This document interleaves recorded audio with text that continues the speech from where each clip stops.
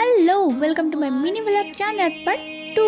তো আগের ব্লগে তো তোমরা দেখলে যে আমার দুটো সখীকে আমি ডেকেছি শুধু আমার একটা ডান হাত পরিয়ে দেওয়ার জন্য, কিন্তু ওই যে তাই একসঙ্গে থাকলে কাজ হয় না। এখন প্রায় 9:45 বাজতে চললো, ডান হাত তো কমপ্লিট হয়নি, এখনো বা হাতের এক সাইড পড়া বাকি আছে। কখন যার শেষ হবে।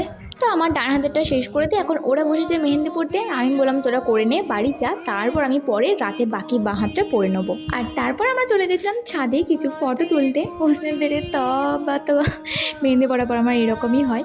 যাই হোক, ওরাও চলে গেছে আর আমিও আমার বাঁ হাতটা পরে কমপ্লিট করে নিয়েছি। আর এই সাইডটা আমি পুরো 10 মিনিটে শেষ করেছি পরে, কারণ এত লেট হয়ে গেছিলো। ভালো করে ধৈর্য নিয়ে ডিজাইন করার টাইমই ছিল না। সামনের দিকটা আমি অনেক টাইম নিয়ে করেছিলাম, উল্টো দিকটা হলো না।